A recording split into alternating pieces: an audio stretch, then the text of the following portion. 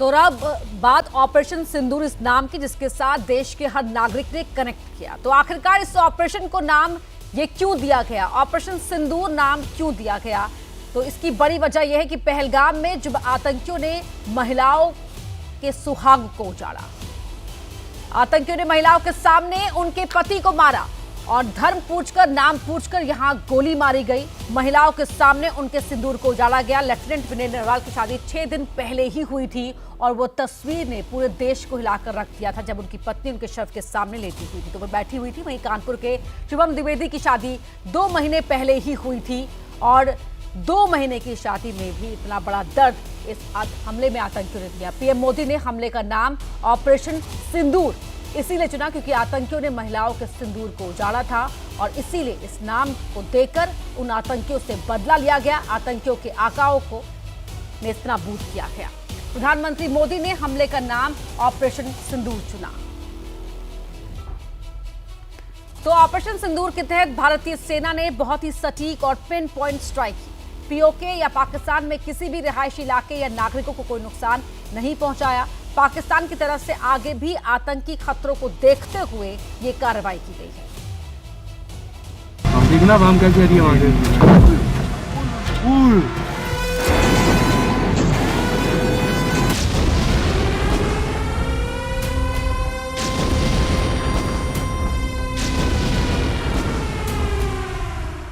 सबूत मांगने वाला पाकिस्तान आंखें खोलकर देख ले सबूत। जिस पाकिस्तान को सिर्फ आतंकवाद दिखता है, वो कायर मुल्क अपनी बर्बादी देख ले।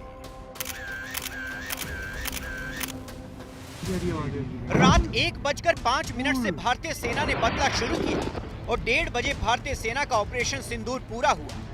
भारत की बदले वाली स्ट्राइक से रात को ही पाकिस्तान की चूलें हिल गई थी। जब भारतीय फाइटर से गिर रहा बारूद पाकिस्तान और आतंकवादियों को जवाब दे रहा था। सबूत मांगने वाले पाकिस्तान को आज हम वीडियो सबूत देंगे, बताएंगे कि बदला क्या होता है। भारत के बदले का पहला वीडियो। रात के अंधेरे में पाकिस्तान के बहावलपुर में धरती हिली तो पाकिस्तान को आभास हो गया था कि भारतीय फाइटर जेट बदला लेने आ चुके हैं। रात में पाकिस्तान की जमीन पर बदले की चिंगारियां उठ रही थी। पाकिस्तान की हुकूमत और पाकिस्तान में बैठे आतंकी अपनी बर्बादी देख रहे थे। टारगेट पर वो आतंकी ठिकाने थे जहां ये आतंकी बैठकर भारत के खिलाफ नापाक साजिश रचते थे। भारत के बदले का दूसरा वीडियो। भारतीय सेना ने बीती रात 1 या 2 नहीं 9 ठिकानों को नेस्तनाबूद किया है। बहावलपुर में जैश के हेडक्वार्टर सुभान अल्लाह का हाल देख लीजिए। भारतीय सेना ने इतना बारूद गिराया कि बाहर आग लगी थी और अंदर आतंकियों की लाशें बिछी थी।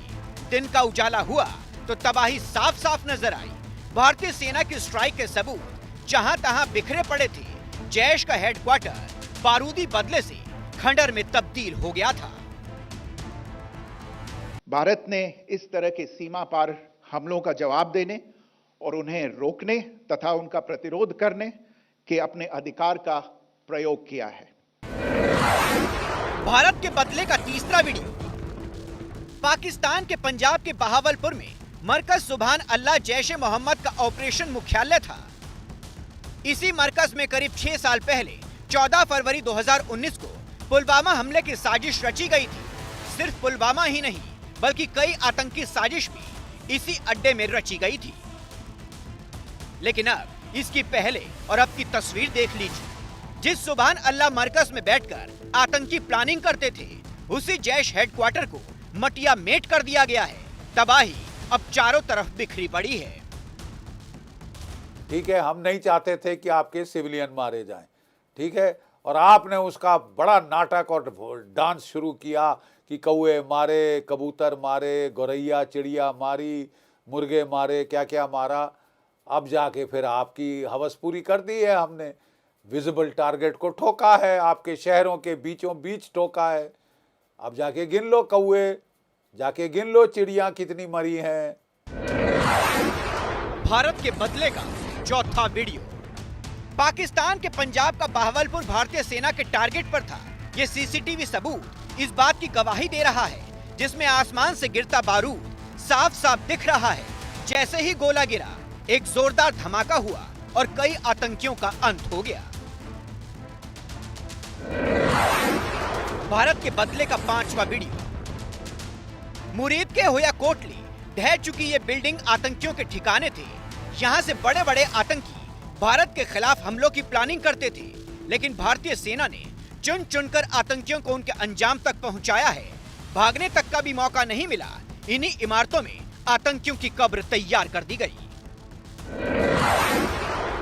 भारत के बदले का 6वां वीडियो। मुजफ्फराबाद में भी आतंकियों का ठिकाना अब खंडर बन चुका है। इस आतंकी अड्डे की तस्वीर देखकर ही अंदाजा हो जाता है कि हमला कितना जोरदार रहा होगा। ये तस्वीरें पाकिस्तान के हुक्मरानों की नींद उड़ा रही हैं। कंगाल मुल्क के बड़े नेताओं को अब भी डर सता रहा है कि कहीं भारतीय आर्मी फिर हमला न कर दे। पाकिस्तान डरा हुआ है, रहम की भीख मांग रहा है और अपनी बर्बादी के सबूत भी देख रहा है। पाकिस्तान भी अब सोच रहा है कि भारत ने यूं ही कल्पना से परे वाली बात नहीं कही।